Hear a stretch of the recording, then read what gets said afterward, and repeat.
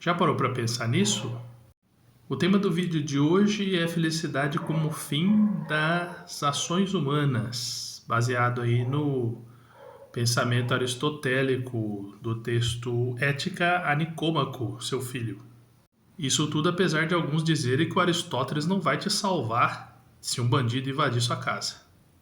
Aristóteles também define a felicidade como o sumo bem, como o maior bem que a humanidade pode procurar.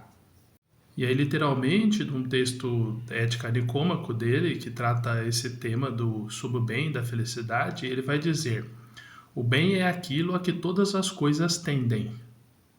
Ou seja, isso significa que é a direção para onde todas as coisas vão. E no caso do ser humano, é aquilo que todo ser humano busca, a felicidade. Mais uma citação aqui. O fim da arte médica é a saúde. O da construção naval é um navio. E o da estratégia é a vitória. E o da economia é a riqueza. Então a ideia de finalidade, o objetivo de cada ação. Então, apesar da complexidade da existência humana e de cada ser humano elaborar a sua busca de felicidade dentro de uma época, dentro de um contexto social, de modo geral, todas as pessoas buscam a felicidade.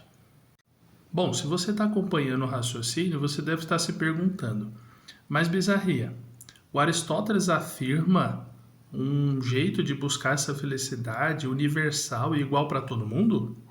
E é claro que você também deve supor que essa felicidade não é concretizada do mesmo jeito para todo mundo, porque cada um tem sonhos e projeções e planejamentos de vidas diferentes.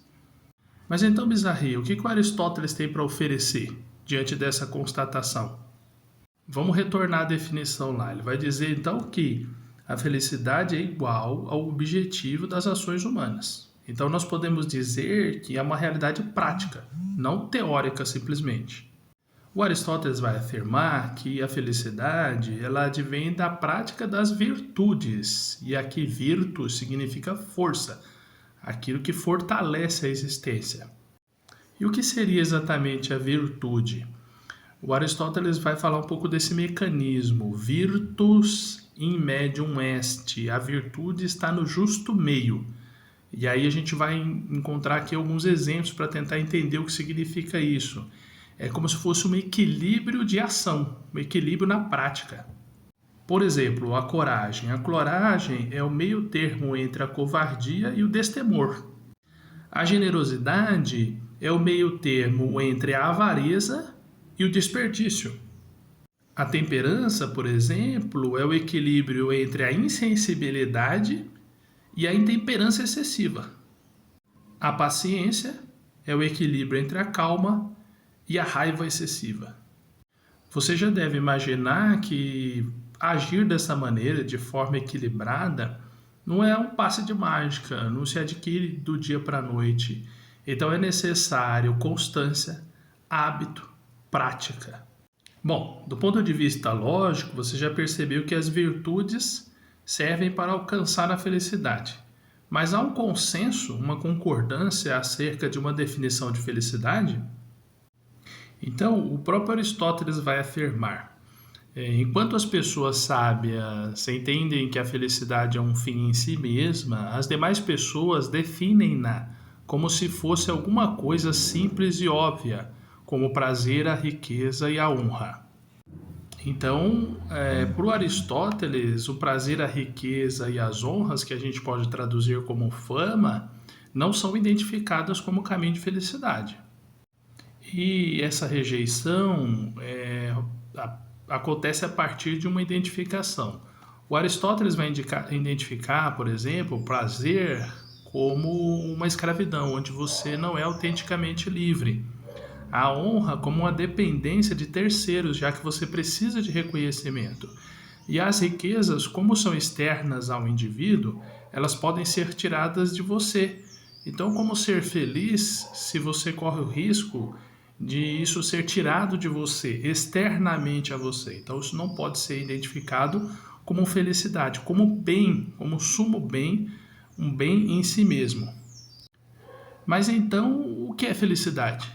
Ou como alcançar a felicidade? Para o Aristóteles, a felicidade está ligada à vida contemplativa, voltada ao desenvolvimento do raciocínio.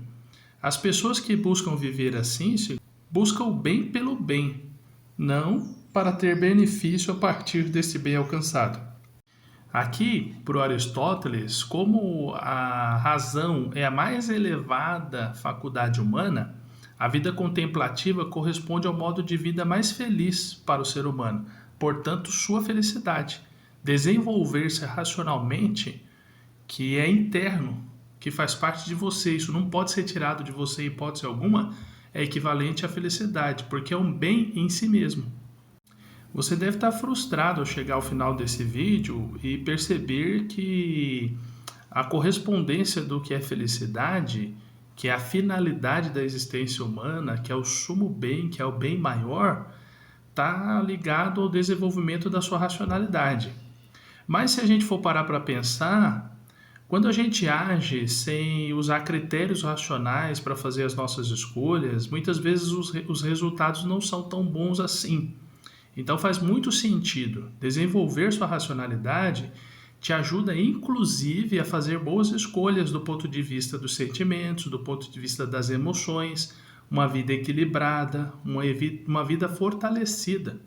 E você, no seu dia a dia, já parou para pensar se as suas escolhas são baseadas em critérios racionais? Você consegue se reconhecer virtuoso, então praticando aquele justo meio, aquele equilíbrio no dia a dia da sua vida?